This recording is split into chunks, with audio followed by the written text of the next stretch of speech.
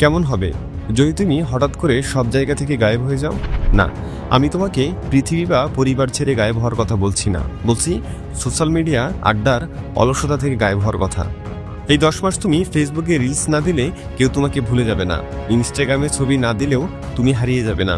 এই 10 মাসের জন্য শুধু একটা কথা মনে রাখতে হবে, তুমি একা এসেছো, একাই চলে যাবে।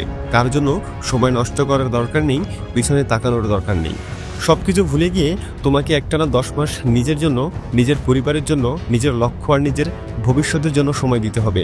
লাইফে কোনো ডিস্ট্রাকশন রাখা যাবে না, হোক সেটা বন্ধুবান্ধব, আত্মীয় স্বজন, সোশ্যাল মিডিয়া, আড্ডা, মজামাস্তি, যাই হোক। যে জিনিসগুলো তোমাকে তোমার লক্ষ্য থেকে দূরে সরিয়ে দেয়, সে সব কিছু থেকে নিখোঁজ হয়ে যেতে হবে। ভুলে যেতে হবে দুনিয়াতে তোমার কেউ আছে। জানলে হয়তো বিশ্বাস করতে চাইবে না, তবুও বলছি, দুনিয়ার সবচেয়ে সফল মানুষগুলো একটা সময় গায়েব হয়ে গিয়েছিল। তারা কোথাও যেত না, কোনো কিছু সেলিব্রেট করতো না, কারো স্টোরি সিন করতো না। তারা শুধু নিজেদের নিয়ে ব্যস্ত থাকতো। ধরো তোমার সামনে একটা বিশাল পাহাড়, তোমার চারপাশ থেকে সবাই বলছে এই পাহাড়টি তুমি আগামী 10 বছরেও পার হতে পারবে না। তুমি হয়তো তাদের কথা বিশ্বাস করে বসে আছো, ভাবছো ব্যাপারটা খুবই কঠিন এবং অনেক সময় সাপেক্ষ। কিন্তু যদি বলি সেই 10 বছরের পাহাড় তুমি চাইলে মাত্র 10 মাসে পাড়ি দিতে পারো। এই অসম্ভবকে সম্ভব করার রহস্য ধাপে ধাপে খুলে যাবে নগর বায়োস্কোপের আজকের এই ভিডিওটির প্রতিটি মিনিটে মিনিটে। কারণ আজকের এই ভিডিওতে আমি তোমাকে এমন কিছু অভ্যাস শিখিয়ে দিতে যাচ্ছি, যদি তুমি সেগুলো মেনে চলতে পারো তাহলে আগামী 10 বছরের সফলতা তুই মাত্র 10 মাসে আদায় করে নিতে পারবে। তাই ধৈর্য ধরে ভিডিওতে পড়া প্রত্যেকটি হ্যাবিট শিখে নাও, পারলে একটা খাতায় লিখে রাখো। সেই সাথে কমেন্টে জানিয়ে যাও কারা কারা সত্যিকারের সিরিয়াস হয়ে এই চ্যালেঞ্জ গ্রহণ করছো। হয়তো আজ থেকেই শুরু হবে তোমার জীবনের সবচেয়ে বড় ট্রান্সফরমেশন। নাম্বার 1, সময়ের সঠিক মূল্যায়ন। সময় চলে যায়, কারোর জন্য অপেক্ষা করে না। আমরা সবাই ভাবি যে সময় তো আছে, ধীরে সুস্থে কাজ করলে একদিন ঠিকই লক্ষ্যে পৌঁছে যাব। কিন্তু বাস্তবতা হলো সেই একদিনটা আর আসে না। ছোট্ট একটা ঘটনা শোনাই। একটা ছেলে ছিল যার প্রতিদিনের বেশিরভাগ সময় কেটে যেত মোবাইলে। Free fire, PUBG, Netflix, YouTube, এগুলোর মধ্যেই তার দিনে প্রায় 10 ঘন্টারও বেশি সময় চলে যেত। পরিবারের সদস্যরাও বিষয়টি নিয়ে খুব চিন্তিত ছিল। ছেলেটির বাবা ছেলেটিকে শুধু একটা কথা বলেছিল, বয়স তো বাড়ছে, কিন্তু এখনো তো নিজের পায়ে দাঁড়াতে শিখলি না। আমি যদি না থাকি তাহলে তোর মার ভাই বোনদের কি হবে?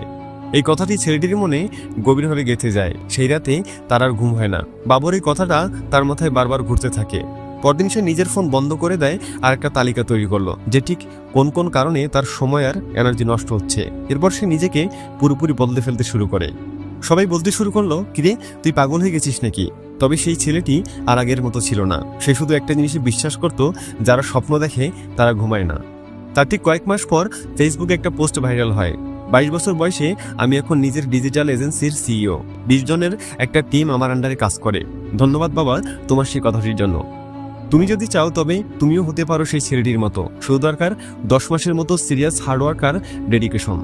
হার্ভার্ড ইউনিভার্সিটির এক বিখ্যাত গবেষণায় বলা হয়েছে, যারা নির্দিষ্ট সময়ের মধ্যে তাদের লক্ষ্য পূরণ করতে চায় তারা সাধারণ মানুষের তুলনায় 10 গুণ বেশি ফোকাসড এবং প্রোডাক্টিভ হয়। অর্থাৎ লক্ষ্য ঠিক করলেই হবে না, লক্ষ্যের একটা সময়সীমা থাকতেই হবে। কারণ সময়সীমাই সফলতার গতি নির্ধারণ করে। এখন একটা বাস্তবতা শোনো। একটি সাধারণ মানুষ গড়ে প্রতিদিন 3 ঘন্টার বেশি মোবাইলের স্ক্রিনে কাটায়। সপ্তাহে প্রায় 15 ঘন্টা চলে যায় রিলস বা ওয়েব সিরিজ দেখতে দেখতে। বছরে সেটা দাঁড়ায় 780 ঘন্টা, মানে প্রায় 32 দিন। ভাবতে পারো, আমাদের নিজের অজান্তেই প্রতি বছর 1 মাস সময় শুধু অযথাই নষ্ট করছি। এই 32 দিন যদি তুমি শুধু নিজের স্কিল শেখার পেছনে বা নিজের লক্ষ্য পূরণের জন্য কাজে লাগাতে পারো, তাহলে তুমি এমন এক উচ্চতায় পৌঁছাতে পারবে যেখানে 99% মানুষ কখনো পৌঁছাতে পারবে না। এজন্যই 10 মাস, শুধুমাত্র 10 মাস সময়কে খুব সিরিয়াস মনে করো। তুমি যদি পরের 10 মাস সময়কে কন্ট্রোল নিতে পারো, তাহলে তুমি এমন কিছু করে ফেলতে পারবে যা অন্যরা বছরের পর বছরেও পারে না। ইলন মাস্ক দিনে 5টি আলাদা কোম্পানির কাজ করে। লেখক স্টিফেন কিং প্রতিদিন 2000 শব্দ লিখতেন কোনো ছুটি ছাড়াই। আর কেএফসির কর্নেল স্যান্ডার্স, তিনি 65 বছর বয়সে শুরু করে 109 বার রিজেক্ট হওয়ার পর বিজয়ী হন। তারা সবাই সময়কে কন্ট্রোল করতে শিখেছিল। তাই প্রতিদিনের 24 ঘন্টাকে 3 বা 4টা ব্লগে ভাগ করো, যার মধ্যে থাকবে শেখা, প্র্যাকটিস করা, রিভিউ করা এবং বিশ্রাম। একটা নির্দিষ্ট টাইম ও প্লেস খুঁজে বের করো যেখানে তুমি কোনোভাবেই ডিস্ট্রাক্ট হবে না। প্রতিদিন কি শিখবে, কি কাজ করবে, কাদের সঙ্গে কাজ করবে, সব কিছু লিখে রাখো। মনে রাখবে, এটা শুধু টু ডু লিস্ট না, এটা হবে তোমার যুদ্ধের মানচিত্র। তাই আজ থেকে আগামী 10 মাস সময়কে তোমার নিয়ন্ত্রণে রাখো এবং সময়ের সঠিক ব্যবহার করো। Number 2, maintain a daily journal. ভাবো তো, তুমি সারাদিন কত মানুষের সঙ্গে কথা বলো, মা বাবা, ভাই বোন, বন্ধু বান্ধব, আরো কতজনের সঙ্গে, কিন্তু সবচেয়ে গুরুত্বপূর্ণ একজন মানুষের সঙ্গে আমরা প্রায় সময় কথা বলি না। আর সেই মানুষটাকে জানো? তুমি নিজেই। তোমার মন, তোমার চিন্তা, তোমার ভয়, তোমার স্বপ্ন, এই সবকিছুর সঙ্গে নিজের একটা গভীর সম্পর্ক গড়ে তুলতে না পারলে জীবনে কখনোই সাকসেসফুল হওয়া যায় না। আর এই জন্যই দরকার একটা জার্নাল, যেখানে তুমি প্রতিদিন নিজের সঙ্গে একটু সময় কাটাবে, লিখে ফেলবে নিজের মনের কথা। তবে জার্নাল মানে শুধু একটা খাতায় লেখা না, জার্নাল হলো নিজেকে বোঝার একটা দারুণ উপায়। তুমি প্রতিদিন কি করলে, কি ভাবলে, কিসে কষ্ট পেলে, কি শিখলে, এই সবকিছু যদি লিখে ফেলো, তাহলে একসময় তুমি নিজেই নিজের সবচেয়ে ভালো বন্ধু হয়ে উঠবে। অনেক সময় মন খারাপ হয়, কিন্তু কাউকে বলা যায় না। সেই সময় জার্নালে হয় তোমার শ্রোতা, তোমার সাপোর্ট সিস্টেম। সায়েন্স বলছে প্রতিদিন লিখলে মন পরিষ্কার থাকে, চিন্তা শক্তি বাড়ে, এমনকি যে কোনো ডিসিশন নিতেও কনফিডেন্স পাওয়া যায়। হার্ভার্ডের এক গবেষণায় দেখা গিয়েছে, যারা রেগুলার জার্নাল লেখে তারা মানসিকভাবে বেশি ফোকাসড হয়। আর ইউনিভার্সিটি অফ টেক্সাসের গবেষণায় বলা হয়েছে, লিখে আবেগ প্রকাশ করলে স্ট্রেস কমে, রোগ প্রতিরোধ ক্ষমতা বাড়ে। তুমি হয়তো ভাবছো শুধু লেখা লিখলে এত কিছু হয়? হ্যাঁ ভাই, হয়। প্রতিদিন রাতে মাত্র 5 থেকে 10 মিনিট বের করো, তারপর শুধু এই 5টা প্রশ্নের উত্তর লেখো। 1, আজ আমি কি করলাম? 2, আজ আমি কি শিখলাম? 3, আজ আমার কোন জিনিসটা সবচেয়ে ভালো লাগলো? 4, কিসে কষ্ট পেলাম বা দুঃখ পেলাম? 5, আগামীকাল কি করব? এই 5টা লাইন লিখে ফেললে তুমি নিজেই বুঝতে পারবে যে তুমি আসলে কেমন মানুষ, তোমার গন্তব্য কোথায় এবং তুমি কতটুকু পথ অতিক্রম করতে পেরেছ। বিশ্বাস না হলে 10 মাস পরে যদি তুমি সেই পুরনো পাতাগুলো পড়ে দেখো, তুমি নিজেই অবাক হয়ে বলবে, ও মাই গড, আমি আগে এমন ছিলাম। নাম্বার 3, কম্পেয়ার করা বন্ধ করো। বন্ধুরা, এই ব্যাপারে কথা বলার আগে আমাকে কথা দিতে হবে যে 10 মাসে একবারের জন্য হলেও তুমি কখনো অন্য কারোর সাথে নিজেকে কম্পেয়ার মানে তুলনা করবে না। আমরা প্রায় চারপাশে এমন কিছু মানুষ দেখি যাদের সফলতা দেখে মনে হয় ও পারলো কিন্তু আমি পারবো না, কারণ ওর সব ছিল, আমার তো কিছু নেই। কিন্তু ভাই ওয়েট, একটা মিনিটের জন্য একটু থামো। এই 1 মিনিট একটু ভাবো যে তুমি কেন পারবে না? তুমি কি কম মেধাবী? না, তুমি কম মেধাবী না। অনেক বিখ্যাত মানুষ আছে যাদের স্কুল কলেজের রেজাল্ট হয়তো তোমার চেয়েও খারাপ ছিল। আলবার্ট আইনস্টাইন যখন ছোট ছিলেন, তাকে নিয়ে শিক্ষকরা বলতো, এই ছেলে কিছুই শিখতে পারবে না। বিশ্ববিখ্যাত লেখক জেকে রাউলিং, যিনি বলেছিলেন, তাকে 12টি প্রকাশনী প্রত্যাখ্যান করেছিল। জ্যাক মা চীনের অন্যতম ধনী ব্যক্তি, বারবার চাকরির ইন্টারভিউতে ফেল করেছেন। তারা কেউই অলৌকিক ক্ষমতা নিয়ে জন্মায়নি। হ্যাঁ, এটা সত্য যে সবাই সমান সুযোগ পায় না। কেউ ধনী পরিবারে জন্মায়, কেউ দরিদ্র পরিবারে, কেউ শহরে বড় হয়, কেউ গ্রামে। কিন্তু শোনো, কম সুযোগ মানে কখনোই কম সম্ভাবনা নয়। তুমি যদি তোমার চেষ্টাটাকে ধরে রাখতে পারো, তাহলে ধীরে ধীরে স্রোতের বিপরীতে চলতে শিখবে এবং একদিন স্রোতটাই তোমার পেছনে বইতে শুরু করবে। একটি নিউরোসায়েন্স গবেষণায় বলা হয়েছে, মানুষের ব্রেন এমনভাবে গঠিত যে প্রতিদিন যদি কেউ একটি কাজ নিয়মিতভাবে 21 দিন করে, তবে তা মস্তিষ্কের অভ্যাসে পরিণত হয়। অর্থাৎ তুমি যদি নিজের প্রতি দায়বদ্ধ হও, তবে 21 দিন পর তুমি নিজেই নিজেকে ঠেকাতে পারবে না। নাম্বার 4, সেভিংসের অভ্যাস গড়ে তোলা। ভাবো তো, যদি তুমি আজ থেকে প্রতিদিন মাত্র 100 টাকা করে সেভ করতে পারো, তাহলে 10 মাসে তোমার হাতে 30,000 টাকা জমে যাবে। আর যদি সেটাকে ইনভেস্ট করো, নিজের স্কিল শেখায়, তাহলে হয়তো 1 বছর পর তুমি এমন এক জায়গায় দাঁড়িয়ে যাবে যেখানে তোমাকে আর কারো কাছে হাত পাততে হবে না।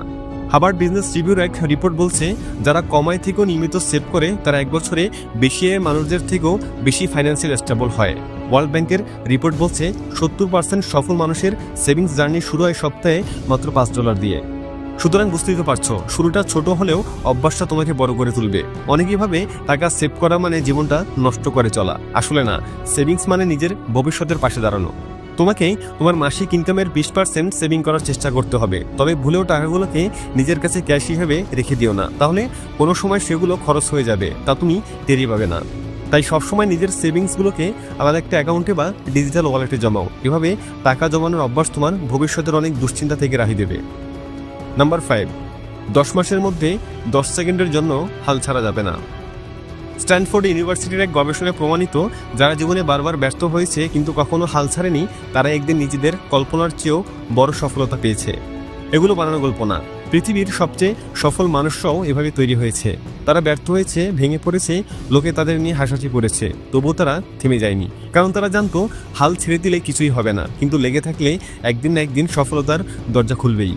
তুমি টমাস এডিসনের নাম তো শুনেছ, আমি প্রায় তার কথা বলি। সে 1000 বার ব্যর্থ হয়েছিল শুধু একটা বাতি জ্বালানোর জন্য।